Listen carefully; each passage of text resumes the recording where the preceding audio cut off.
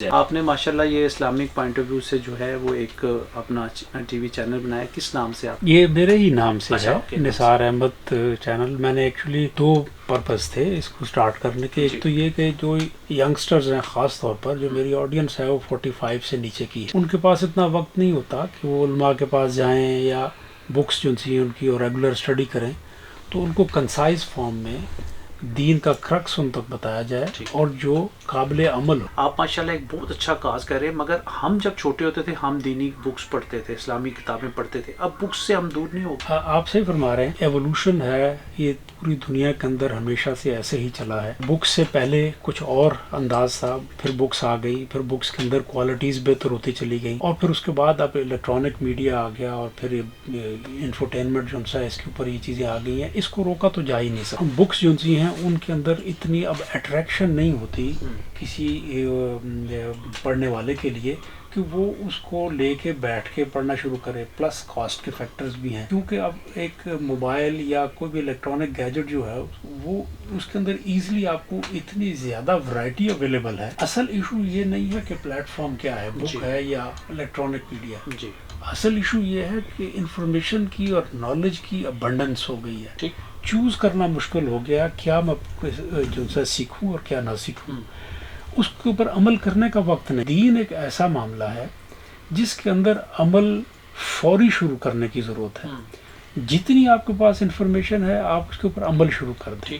پہلے یہ آپ کی عادت بنے گی، پھر یہ آپ کی عبادت بنے گی. اگر ہم کہیں کہ ہمارے پاس تمام انفارمیشن اکٹھی ہو جائے اور اس کے بعد ہم عمل شروع کریں تو کوئی پتہ نہیں کہ زندگی آپ کا ساتھ دے یا نہ دے. تو کیا آپ سمجھتے ہیں کہ وہ بہتر طریقہ یہ بکس ہاتھ میں رکھ کے پڑھنے سے، اس کو انڈر لائن کرنے سے وہ اچھی چیز؟ ہم جس دور کے لوگ ہیں یقیناً ہمیں تو زیادہ فیسینیٹ کرتی ہیں بکس، کیونکہ بک پیورلی اور انٹائرلی آپ کے مزاج کے ساتھ چل رہی ہوتی ہے.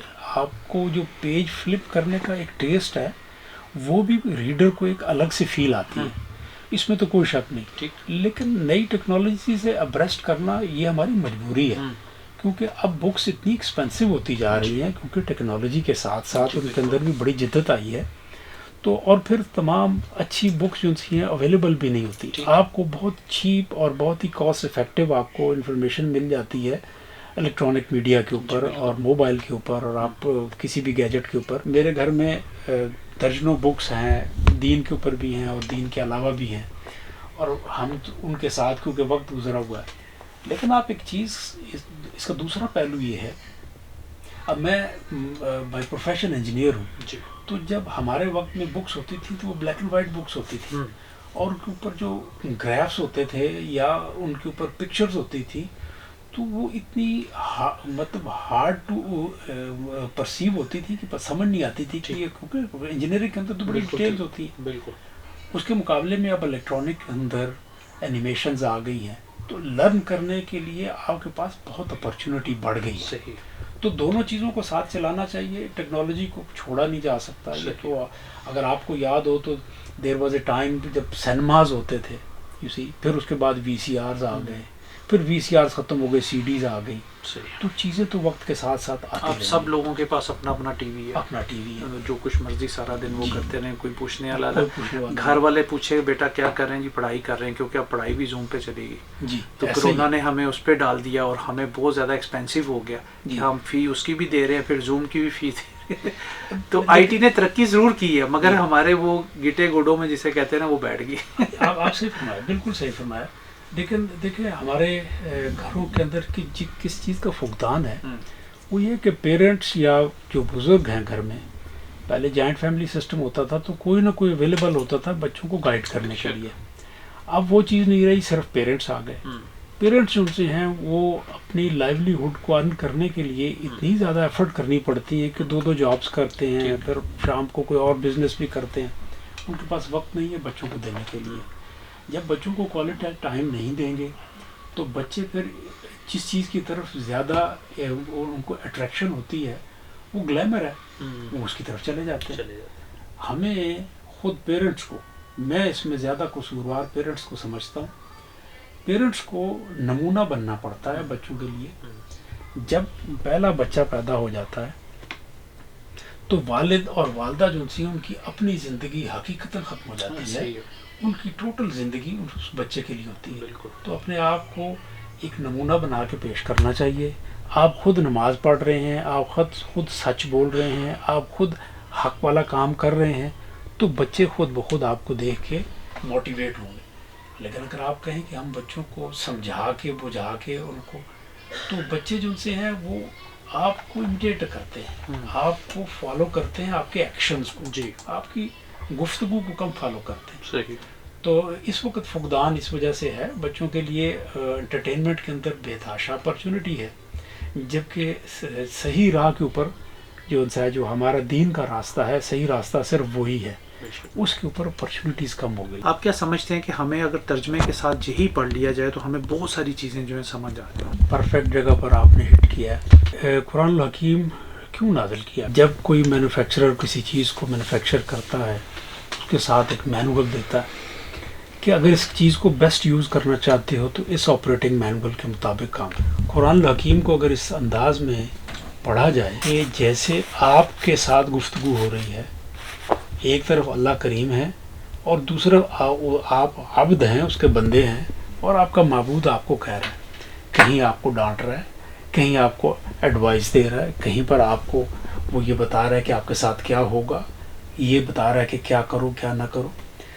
ایک رکوع بے شک پڑے دن میں، میرا خیال اس میں 10 منٹ بھی نہیں لگتے. جی. اور اگر 10 منٹ بھی اگر ہم نہ نکال سکیں تو یہ ہمارے لیے افسوس کا مقام. قرآن الحکیم کو تلاوت بیسٹ وے تو یہ ہے جو کہ میں اس نتیجے پر پہنچا ہوں کہ قرآن الحکیم کی عربی گرامر کے ساتھ سیکھی ہوئی ہو. ٹھیک. آپ یقین کریں یہ اتنی ڈیپ لینگویج ہے، اتنی وائڈ ہے کہ اس کے مقابلے میں کوئی لینگویج ہے ہی نہیں. جی ٹھیک. اور جب کوئی بات اللہ پاک فرمانا چاہتے ہیں اور اس کے اوپر زور دینا چاہتے ہیں تو اس کے اتنے انداز ہیں کہ ہم اردو میں یا انگلش میں اس چیز کو انڈرسٹینڈ ہی نہیں کر سکتے. بات کہے کہ جی مجھے روپیہ دیں، تو پانی تو میرے تک پہنچا ہی نہیں. ٹھیک ہے. اگر پانی نہیں پہنچا تو پھر روپیہ کس بات کا؟ تو بات یہ ہے کہ قرآن الحکیم کو اگر سمجھیں گے نہیں، اسی لیے آپ دیکھیں اس وقت مسلمانوں کی تعداد بلین سے اوپر چلی گئی ہے، اور شاید حج اور عمرے کے لیے جو لوگ جاتے ہیں 30-40 لاکھ لوگ ہوتے ہیں، اتنی تعداد میں لوگ ہوتے ہیں، اتنی دعائیں کرتے ہیں. آپ دیکھیں لوگوں کے اندر چینج نہیں آ رہا، اس لیے کہ قرآن الحکیم آپ کے اندر اترا نہیں ہے. دیکھیں اپنی ذات کے متعلق کچھ چیزیں بتانا مناسب نہیں لگتا کہ یہ پلیٹ فارم ایسا ہے، لیکن میں آپ کو بتاؤں کہ میں جب قرآن الحکیم کو تلاوت کرتا ہوں تو تنہائی میں کرتا ہوں، جس میں میرے گھر والے کوئی نہ ہوں، دروازے بند، کیونکہ میں جب اس کو پڑھتا ہوں اور مجھے یہ فیل ہوتا ہے کہ اللہ پاک مجھے یہ کہنا چاہ رہے ہیں، کسی جگہ کے اوپر وہ مجھے ڈانٹ رہے ہیں، کسی جگہ پہ مجھے ایڈوائز کر رہے ہیں، تو میں اس کا، اور میرا قرآن پاک تلاوت کرنے کا طریقہ یہ ہے، میں آپ کو بتا دیتا ہوں. بچے بھی بیٹھے ہیں، لوگ پورے آپ کو سن رہے ہیں اس ٹائم، آپ ضرور بتائیں. میں جب شروع کرتا ہوں قرآن الحکیم تلاوت کرنا تو سب سے پہلے یہ دعا کرتا ہوں کہ یا اللہ تو حق ہے، تیری وحدانیت حق ہے، آخرت حق ہے، یہ تیرا کلام مبارک حرف بہ حرف حق ہے، سچ ہے، یہی ہدایت ہے، یہی ہدایت ہے، تو مجھے اس سے ہدایت دے.